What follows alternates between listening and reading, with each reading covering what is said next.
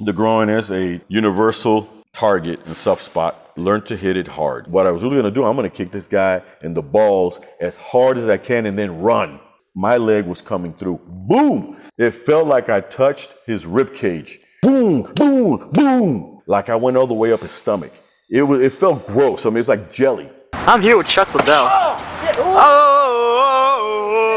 Hi, my name is Mike Soto. I'm a martial arts coach and combatives consultant with over 40 years of researching, learning, and teaching martial arts. I want to invite you to my new video course, Fundamental Skills for Martial Arts and Fighting. The contents of this video series is based on my extensive research in Muay Thai, Western boxing, and Chinese and Filipino martial arts. In this course, you will learn some essential skills that will create a more connected and relaxed body structure that will allow you to deliver more power in your strikes. These body skills will create a more efficient way to use any offensive or defensive technique. You will also learn some essential footwork to guarantee the delivery of your techniques. These skills can be applied to enhance any martial arts practice and can greatly benefit anyone from beginners to advanced practitioners, regardless of style. Don't miss this opportunity to bring your martial arts skills to the next level. The groin is a common, universal, target and soft spot, men and women, but especially for men, right? And there's a variety of ways of kicking the groin, depending on martial arts. There are arts that really want to put the shin really in deep in there with your toe pointed at the taint or the back of the ass, you're kicking like a soccer ball, Then there's others that hit with the point of the toe and they're really good at it, There's several ways because this is such a, it's a universal target. Yes, it's very useful. Absolutely. It is something now, however, what I will tell you is that when you learn to hit it hard. So when you practice with a pad or with a bag or whatever, learn where you have a relaxed body and you push off the ground and really kick in and up. Don't just kick at the groin. I know that even going like that will be good enough, but I want you to work it optimally where when you land it, it is just devastating whatever your leg touched, right? So another thing that I have to tell people, groin strikes don't work on everyone. There are men that you can kick them in the groin, and whether they have no pain, whether it's induced by alcohol or drugs or their pain tolerance. Everybody has a different pain tolerance threshold. There have been some people that I've kicked in the groin where I thought I cut them in half. And they're like, oh, but they kept on going. It did not put them out. It pissed them off. So yes, it is absolutely, you need to learn how to kick the groin and devastate when you kick it. But be aware that it doesn't work on every human being. There are some human beings that for whatever reason, there's a variety of reasons, it will not be as effective as maybe you thought it was. So you got to be ready to have a backup. Now, almost 100% when you do kick somebody in the groin hard, whether they can take it or not, it automatically makes their body fold forward, right? Because of the pain. I'm here with Chuck Liddell. It's just the body's automatic reaction when to go like this, which then that leads you to really all kind of cool backups, like a secondary movement, right? You can go from the groin once you kick him and he folds down. Now you have not only uppercut type or things that hit from the side on his head or even the back of the head, depending how much he folds, to totally create a devastating blow. Again, so you're not trying to fight this person, you're trying to end it, right? You're trying to just put him out. So yes, being involved in martial arts for over 40 years, absolutely. I've been hit in the groin before, so I know exactly what it's like. Believe me, I know what it's like. And I have hit several people in the groin, mistakes or trying to work certain techniques in a class environment or in real world, right? And the real world, I will tell you in one particular situation that I had, that immediately, what I did in that particular situation, the person had a weapon in their hand. Fortunately for me, they were very clumsy. They were not very mobile. But, when somebody has a weapon in their hand, it doesn't take much to cause a problem. And at that particular situation, I could not, because what I would have done is run away. Get out of there, right? And there was no time to let me take my belt off and like see in the movies, or let me grab a shirt or a jacket. And, there was no time for that shit, right? So, he's in front of me, he's ready to do it. And I already know that, I can't stand still. I have to, the minute he moves, I have to create space either by moving back or choking it in, right? To get a hold of that, the hand that's holding the weapon with both hands. None of that pass it, go grab it and turn it. That bullshit ain't gonna work like that, right? So believe me, there's a lot of moves that I can teach you what the principle is for, but I'll tell you, do it this other way because this way is not ever gonna work. And there's a lot of that bullshit going around, especially in Filipino martial arts, okay? So a lot of bullshit knife shit going with me, a lot of bullshit. But anyways, so here he is, and I know he's clumsy because he's already moved to try to catch me. So I know he's flat-footed, he's clumsy. So you have to make an assessment, and this is happening really quickly, less than a minute. So I knew that he's trying to come wide at me. It almost looked like he was going to lunge at me, almost like a wrestler, right? But I know he wasn't going to wrestle me. It's just that the stance that he took. So, his legs are wide open. So he moved, and he put his hand down like this while he's facing me. You're where I'm at. And when he moved this way, I just jumped again. I flanked him, and I went for a long weapon. I just wanted to tilt his head like that or make him react. So I didn't throw a punch. I threw a palm this way. I just went this way to get him to react. If I could hit him in the forehead or anything that will make his head tilt, because that little tilt right there, again, whether it's big or small, that lower gate is open. So what I was really going to do, I'm going to kick this guy in the balls as hard as I can and then run. Because even if he was there in pain, I didn't want to keep inflicting pain to him. I just wanted to get out of there.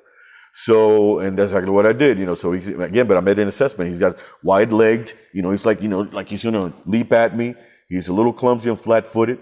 And the minute his hand came down like this, because he was trying to act like he's confusing me with the weapon. The minute he came over here, I just leaped forward, right? And just tapped him really. So by the time he reacted, he went this way. My leg was coming through. Boom! Because everybody, even in kickboxing, this is just not allowed. But if I tell you, okay, let's spar, but hey, every time that we're going to spar, just try to kick me in between my legs. You'll get me 90% of the time because you have to get in a triangular form. Your legs have to spread out. And if you're, of course, you don't worry about anything coming from the top over here, right? But if you just kind of go in there and just kick the balls, or you try to kick me, I kick your balls. Man, that's there all the time, but again, it's not taught in people because that's dirty and that's not sportsmanlike. Or if you're doing combat sports, you're not supposed to do that, But that's there for you all the time. People should do ball shots all the time and work it, with equipment and with good groin protection, and just become experts at it because it's there for you 100% of the time with everybody. Because everybody has to take a step, and when they're trying to face you, they get into a triangular pose, a fighting stance, some kind of fighting stance.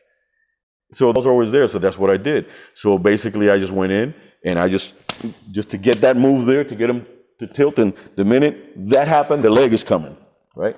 And I hit him, and I'm telling you, it felt like I touched his rib cage. I mean, it felt like I was expecting a different feel, right? Like it was going to bottom out, from anatomy, but it felt on my shin like I went all the way up his stomach. It felt gross. I mean, it's like jelly, right? And so anyways, he was done, right? But what did I do? I gave him a second and a third shot. Because once you fire, if they still got their legs open, even though they're already you boom, boom, boom. Don't just give them one. Give them two, give them three till those legs collapse. It's over. it was over. So that was another way to diffuse that fight physically in that particular situation, because it became something that he created distance with a weapon. And so I'm like, okay, so now looks more like a kickboxing environment, right? We have to measure each other out and test and things. But again, I didn't want to do that. I wanted to take advantage of whatever disadvantage he had. He was flat-footed, he's slow, he's sluggish, his legs are wide. He's going to he has to lunge to me because he created distance, but then he has to cover that distance to get me too, right? Okay, guys, don't forget to subscribe, to share the video with people that you think might benefit from the information. Make sure and like and comment. Any questions that you may have, feel free to ask, and I'll do my best to answer them. So I just played the game like I was going to do something to him, but I wouldn't. I was trying to baiting him. When he tried to come and take a step, I totally flanked him, and that's, make him tilt. 3 shots to the balls. He was done on the first one, but you don't stop because your mentality is until this guy is incapacitated, I'm not stopping. I didn't kick the balls and ran. I knew he was crushed. Now, what happened to him after that? I'm for sure he had to go to, somebody found him to go to the hospital. It had to, right? The one time that unfortunately I was cut here, thankfully not deep enough because of quick reactions, again, because of this mindset, and because it was winter, and I had, because that's the thing, when somebody's got a blade, or you have a blade and you want to attack somebody, remember, you might have a sharp blade, but are they wearing a leather jacket? What are they wearing? Do they have 3 shirts on? That also affects, even you as the one that wields the weapon. You have to be smart about, well, what are you attacking? What are you facing, right? So at that particular time, I had a light jacket on and so a shirt underneath and a wife beater shirt, those sleeveless shirts. This person, I was in a really, really bad environment. It was a ghetto, basically. It was very urban, and this cat comes over and he asked me for a light because he wanted a cigarette, and it was cold as fuck, right? It was cold. It was like wintry and windy, and he had no shirt on, a bandana. And, it looked like really a typical like a weird person, right? And this guy's walking around cold as fuck. He is asking for a light.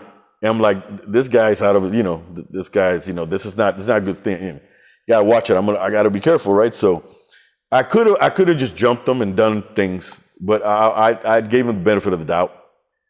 And when I told him, I don't smoke, I don't have a light, and he stared at me, and I'm gonna walk away, and then he blocks me again. No, man, but do you have a light? Right there, see, that's a cue. Whether he's on drugs, whether he's crazy, you don't know it's on. He's not going to leave until something happens. So a second time I tell him, man, did you hear me?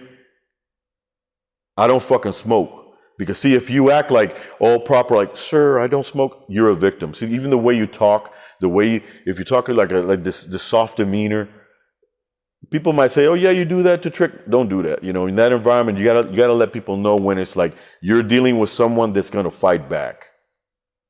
Okay, it's another thing that people don't teach. But yeah, I let them know.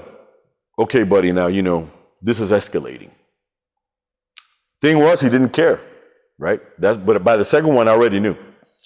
So I try to move, and the third time, now he gets in an aggressive pose. And he says, but do you have a light? And now I'm thinking, I gotta hit this guy, right? This is not gonna leave. But guess what? This is where not self-defense. It's a counter-offensive, like Lee Morrison says. It's a counter-offensive because he got the best of me. He did the first move and got me. I wasn't gonna defend it. Now I'm going to end him. It's a different mentality. Oh, I got to now protect myself from this threat. No, I'm going to end the threat. And it turns on like this. So what he did was unbeknownst to me, again, this is me back in the day when I didn't have as much experience, right? I didn't have all these violent confrontations yet, right? It's a little bit way back. I saw where he pulled something, because we were close. We were basically just, he was almost kissing me, and I was trying to avoid him, because, so it was very weird. It's a very tight space. Very tight space. I mean, we were outside in a parking lot, but he was on me, right? So I'm like, no. And so I see him move like that, right? Because this is how predators move. This is what they do. So he got really close to me so he could pull a knife and try to slice me like this. He was try to cut me from the bottom up where I don't see it. That's a blind spot, just like the punches that we do that are 45 degrees from the bottom. That's why it's a blind spot. So this is a street guy that knows what he's doing. He didn't come in out and show that to me, give me or whatever, and try to stab me. It was from here. He just pulled it and swooshed, right? But I caught it in time enough for me to. I saw he did a cue, but when he came like that, of course I pulled back this way, but it was enough that it cut through the shirt and it got me. Not deep, but it got me. At that moment, he was almost surprised himself. To me, it felt like slow motion. Like suddenly, like when he was like checking it out to see what kind of damage happened. But there went, and I'm going to tell you, whatever I did, I swear to you, it's a blur to me in my memory to this day. Because the last I remember leaving that situation, I remember lifting my foot off the ground like I did a stump, and I had boots, and he was on the floor of that parking lot, a pool of blood, and he was jerking like a fish. It went from, and I cannot tell you exactly what I did. You don't remember? I don't remember. I think that once I saw that, I went with a hammer fist to the face, because again, I didn't go in this position. From this side, it went boom, boom. It's hard to see. Boom. Even the camera's gonna see that. Yeah, I'm moving. But they don't see that. See? And he didn't see it either. And it was up close. And I remember because I can tell you because I remember feeling like I had made contact with the bottom pad of my right fist. So I must have hit him. I know I reacted, but I must have hit him. He must have fallen, and then I started stumping his face with all my weight. Now, again, I'm not saying this glorifying violence, and I'm not saying, yeah, look at me, this is bad, this is not good. And I'm not saying this, I'm telling you because this is an anecdote because you're asking me a question. And in situations that things that may happen because these are real things. Yeah, and I want to be honest. Right, and I'm being honest. But again, this is before I had even more experience than I have now. So at that time, I did the best I could of that. That's why I don't require, the adrenaline rush was so, once he attacked me, it's like I went blank. But what I felt was like a tiger wanting to eat a rabbit. It turned it on. It turned it on. Right? That violence got turned on. See, could have been somebody else that doesn't have that or didn't build that attribute. And then he's going to move around and try to then deal with, then an attack and it turns into a fight. That would have been bad for me. Because now I'm really fighting a guy that's coming at me with a knife and knows how to use it. Hi, my name is Mike Soto. I'm a martial arts coach and combatives consultant with over 40 years of researching, learning, and teaching martial arts. I want to invite you to my new video course, Fundamental Skills for Martial Arts and Fighting. The contents of this video series is based on my extensive research in Muay Thai, Western boxing, and Chinese and Filipino martial arts. In this course, you will learn some essential skills that will create a more connected and relaxed body structure that will allow you to deliver more power in your strikes. These body skills will create a more efficient way to use any offensive or defensive technique. You will also learn some essential footwork to guarantee the delivery of your techniques. These skills can be applied to enhance any martial arts practice and can greatly benefit anyone from beginners to advanced practitioners, regardless of style. Don't miss this opportunity to bring your martial arts skills to the next level.